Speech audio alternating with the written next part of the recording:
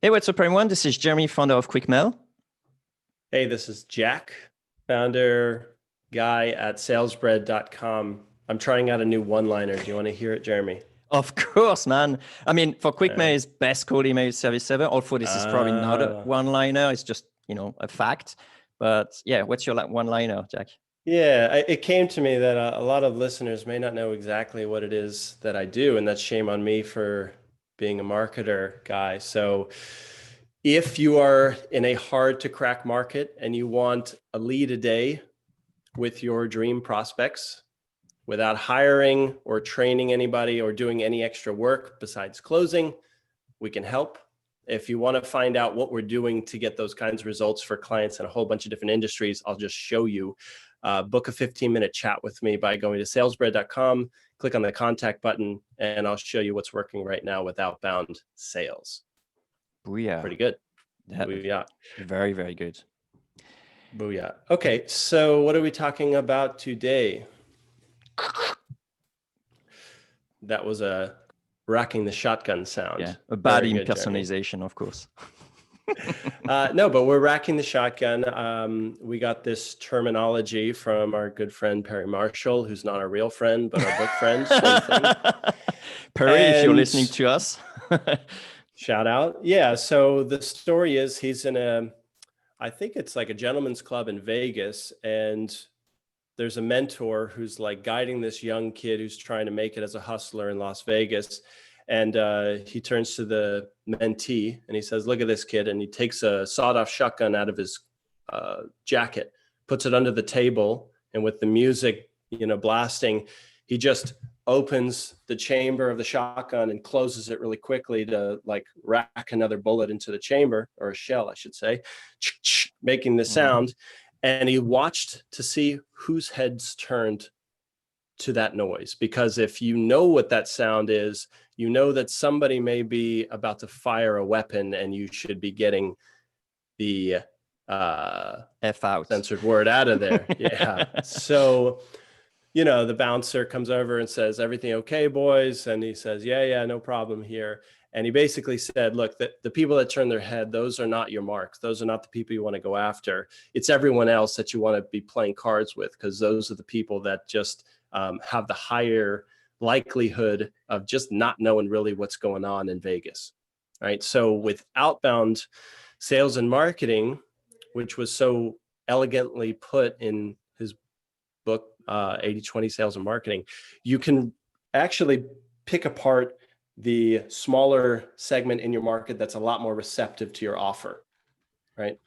And the way we do this as salespeople, as marketers, is by just refining our list, by using segments to pretty much remove the bulk of the people that just don't really care about what you have to sell.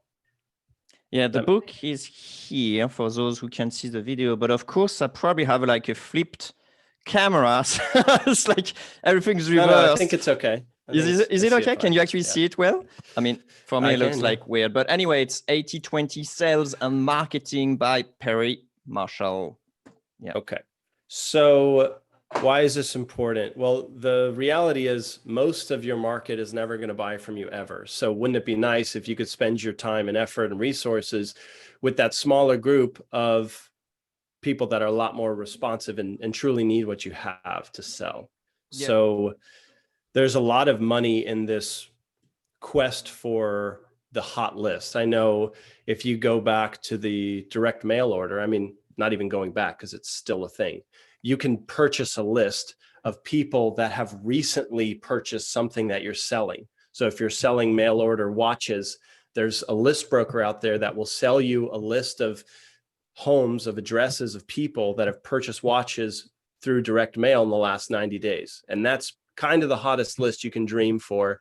The only exception is your own list of watch buyers. But you get what I'm saying, right, Jeremy? The application for outbound sales is quite transparent, right?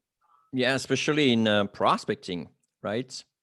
So yeah, I mean, like an application I was thinking of is like, if I do a giveaway with like, best cold email template to sell to B2B SaaS, or whatever, then everyone is like, common folks will not be interested in that. It's only the people who will be, who understand cold email, who needs cold email, who wants to get better at cold email, who will, enter this giveaway. Otherwise, it's like, I'm not interested in that. It's like, I don't care. Right. And so that will be sort of like racking the shotgun in a sense, right? But that's for inbound. That would be like, Yeah, of let's course. put a landing page, That's for let's inbound. spend some advertising. And so for outbound, at face value, at first look, it seems like we don't have that much help, but it turns out that there are some free and paid resources we can use to, how do we say, narrow down that market, right? And I can already hear somebody who's playing this, I don't know, in their headphones or something, and they're saying, well, why would I want to reduce my market? Isn't the name of the game reach more people, sell more? Spray and play, my widgets? friend. Right. So Jeremy, I'm curious, pray. what would you tell that person? Like, why would you try and cut your list down to the 20% of it that is more likely to be responsive? Well, like, there are a whole host of reasons, because, well,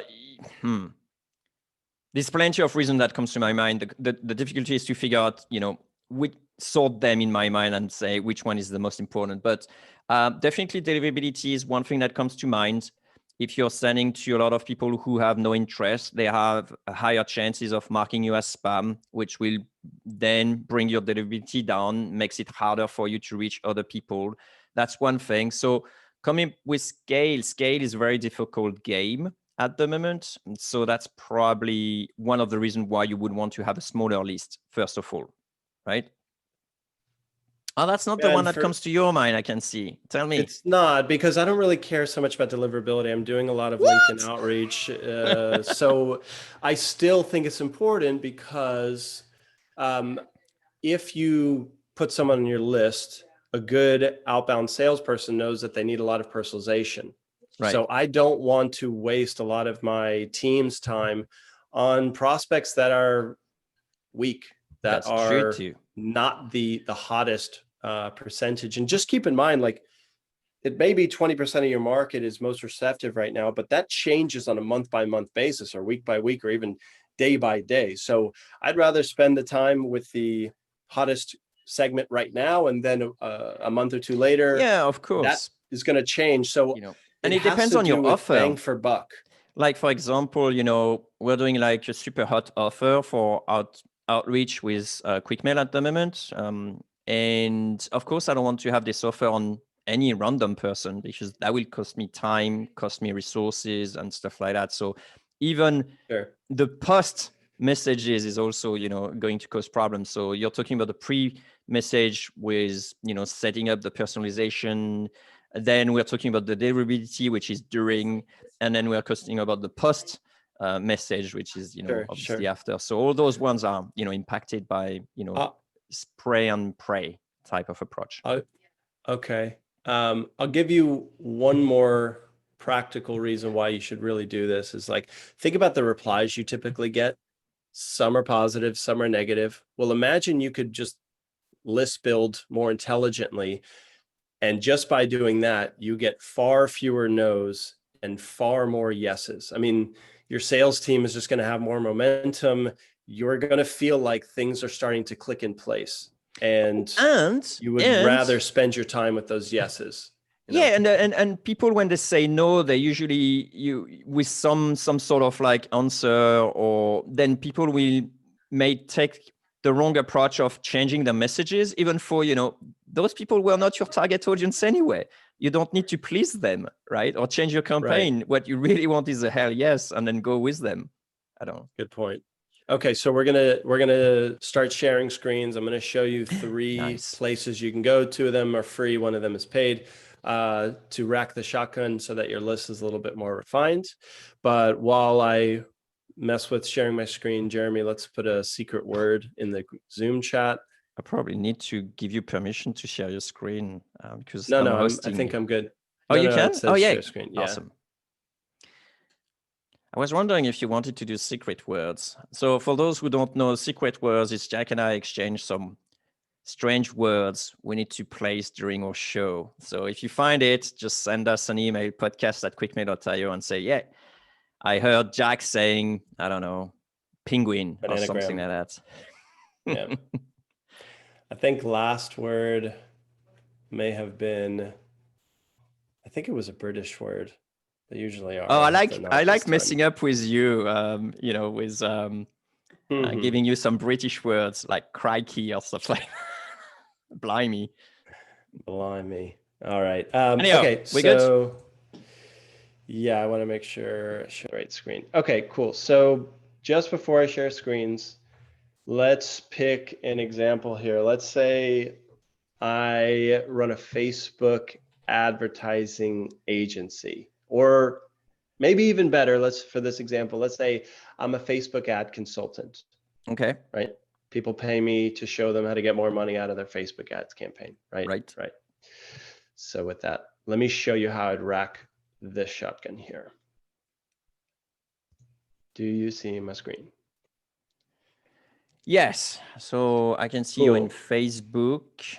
I'm not. I'm in LinkedIn. Sorry, you're in LinkedIn. LinkedIn.com/learning gives you a whole bunch of courses, but I'm not even concerned with the content of the course, more the topic, and then this magical icon. And it just gives me 1,999 people who have liked that advertising on Facebook course. So such a great if hack. so if I'm a link, what the hell am I? If I'm a Facebook ad consultant, I know 2,000 people who not only viewed the course, but they actually took time to like it. They're into this kind of stuff. So imagine you just released your own course or your own cheat sheet. I would have to imagine these people would be quite interested to hear about it. And you've just racked the shotgun to show you professionals interested in advertising on Facebook that you can sell to. Cool? Yep, I really like this. Cool. So yeah, basically what we're trying to find here is that could also be people of groups, you know, in groups. Like, so that's another method that we'll get into here on SalesNav. Actually, I'm going too far away. Okay. No, it's good. I want to just bring one more point here. LinkedIn Learning, checking out a course is one avenue here to see who's engaged with a certain topic or content. But take this same exact strategy for LinkedIn posts. So if there's an influencer in your space that has a lot of engagement, has, let's say, 1,000 likes on their content, and it's quite relevant to what you are selling and teaching and posting on in your business, you can do the same exact thing. So just see who's interacting with that kind of content. So in this case, it would be like posts regarding Facebook, and do the same thing. Those are going to be a group that has raised their hand and said, I like content about advertising on Facebook. And you should be talking more with that group as opposed to just small business owners in general, right? You can imagine if I approached 100 small business owners, I'd get a whole lot of no's if I said, you want to hear about my Facebook ad hack. But if I reached out to 100 people who have liked advertising on Facebook courses and approach them with that same, do you want to see this Facebook ad hack? I'd probably have a far easier time cracking that. Yeah, plus on top of that, you can, I mean, this is awesome because you can see the profile of each of them. So you could see, you know, I'm only interested in the one who are actually owning a business. So I'm only interested in, you know, those type of people. So that's really, really great. It's a good hack. Yeah, and you could put into a spreadsheet and just filter it with certain job titles. So I might say owner or founder or CEO or do you have an API that extract that automatically, or you're just like doing a little bit of Python job? Be careful, because I used to recommend Phantom Buster, but I don't like how they're a Chrome extension that doesn't use a unique IP address. So when looking for a tool, try to get your own IP. Otherwise, it's just a Chrome extension risky. that I don't like the risk, so I don't do that. But we've got a couple more to show. I'm going to jump over to SalesNav, and you already hinted at it's regarding groups, but let me give you a use case here. So pretend, Jeremy, that I do marketing for lawyers, right? Okay. Probably a very popular thing, I'm sure. And let's say you've been listening to the cast for a long time. You said, okay, I'm ready to do my outbound lead gen thing. I'm going to contact lawyers in my state and see how it goes to get this campaign going, to sell them on services to help them with advertising. Again, I think that's a far weaker group than, let's go over to my shared screen on SalesNav. Imagine you took the same approach, but this time you only reached out to lawyers that are in a marketing group on LinkedIn. So for example, there's a marketing for lawyers group and there's legal marketing for solo attorneys. Okay, so these are attorneys and lawyers that are already seeking out marketing advice. So that tells me a couple things. They might be the DIY group, in which case you may not be able to sell them on an agency thing, but you may be able to sell them on information or consulting.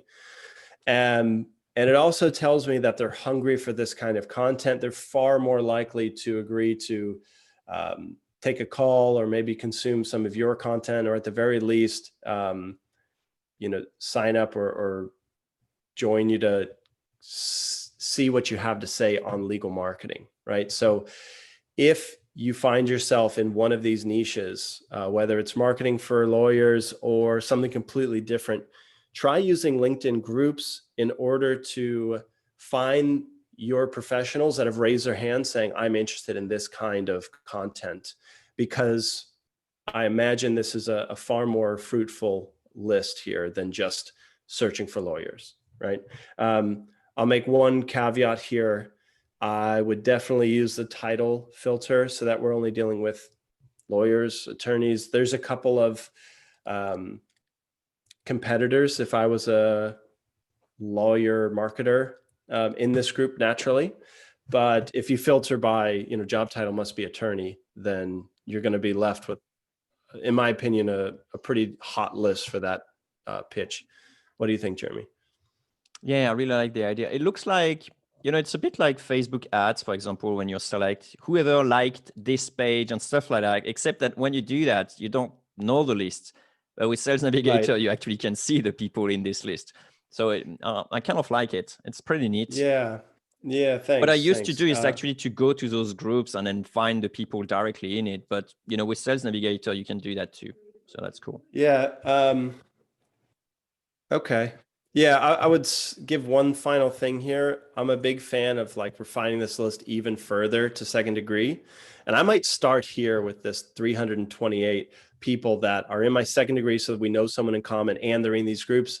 I mean, in terms of low hanging fruit, be tough to do better than this here. Mm-hmm. Yeah, so we've racked the shotgun 2 times and those are free as long as, well, the first method doesn't need premium. The second method, it sure helps to have premium or Sales Navigator. These next 2 resources I'll show you are paid and frankly, very expensive, but really interesting. So let me stop sharing for a minute and I'll go back to brainstorming mode with you, Jeremy. So yeah, are you familiar? I'm going to get my snow cone and I come back when you're done. Okay. Are you done? Okay, here I go. I'm done. Yeah, so intent data. Does it ring a bell? Have you messed around with this? Have you played with any APIs? Do you know anything about what I'm about to go into? I'm putting you on the spot here. We didn't put our heads together. No, of course, before. But I like the idea of intent. It's like showing intent, which is exactly what you mean. It's like, raising your hand. So yeah. How can I capture the intent of people? That's an interesting question to have. May not be related to what you're saying, but yeah, I want to hear what you got. Okay, so there's a couple of data providers. I'm going to highlight ZoomInfo and Bombora. And what these companies have done is they've reached out to third-party data collectors. So imagine here, we're going after law firms that are hungry for marketing content ideas, right? Maybe they're even searching for marketing for law firms, right? And wouldn't we like to show up on the search engine result page? But if we don't, we can actually buy a list of people searching for those keywords. We can even pay for a list for somebody searching, let's say, SEO service. And these companies will actually look at the IP address or look at the sign up form that they filled out, a lead generator, and tag, and enrich that company and say, oh, this was a marketing firm that just typed in SEO service. So we'll go ahead and give that to our customer who's interested in that kind of list. So it's basically like, imagine you knew what people were Googling and what companies they worked for. And then these people are reselling that data. I won't need to get into too many details on how they acquire it, but I would just say they work with a lot of third-party, like opt-in kind of services, landing pages, that kind of thing. So they know who's Googling, right? Jack, I'm curious, do you see any way that could backfire? Well, I see ways that outbound in general could backfire. I could reach out to you and you're just like, no, I don't want it. And that's kind of the backfire that could happen, is like, no, we already found someone. You're right. Basic, worst thing is like you go back to not having done that, split or that segmentation. You might be late to the party, I think is the danger, right?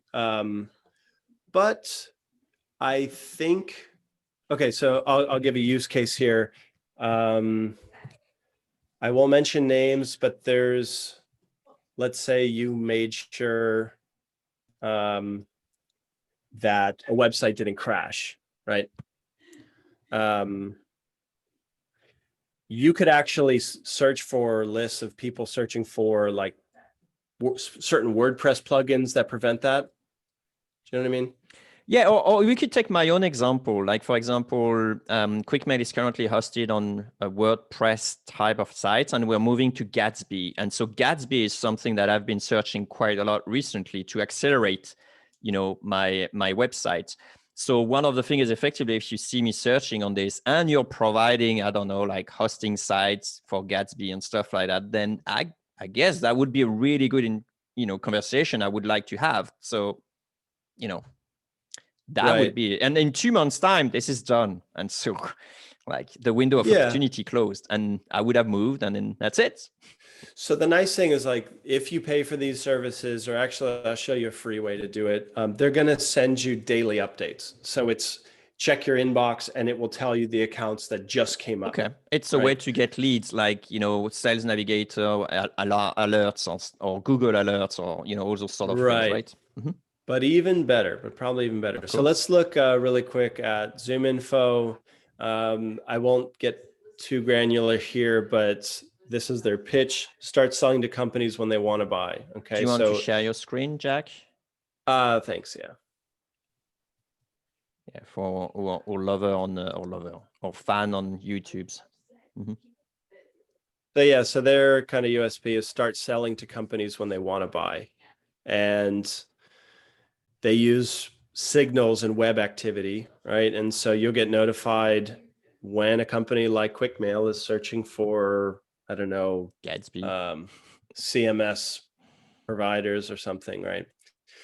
But Bombora is a little bit more interesting because they have a free option here.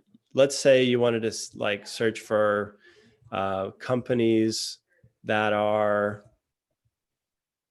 let's call them medium to small, so between 50 and 200 employees, that are looking for like digital agencies. It'll show you, it says here, 1,099 businesses currently researching digital agency. So this is a keyword cluster. There's not just this keyword, but it's words around that. So it might be social media marketing agency. It might be SEO agency, PPC agency. And What's kind of nice is they'll give you like the top 5. And if you sign up here, I think they'll give you a couple more that they'll reach out to you weekly.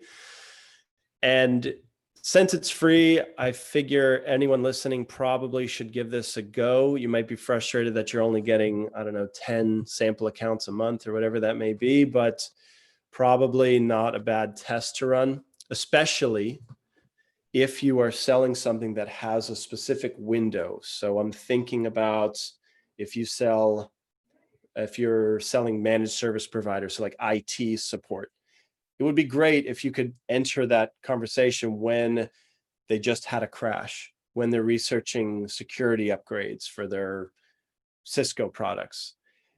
So if you have a sales process that hinges on an event, I would definitely look at this Bombora, or at the very least, try a free, I don't know, download of the accounts that right now are looking for what you have to sell. All right, and that's it. Couple ways to rack the shotgun, y'all.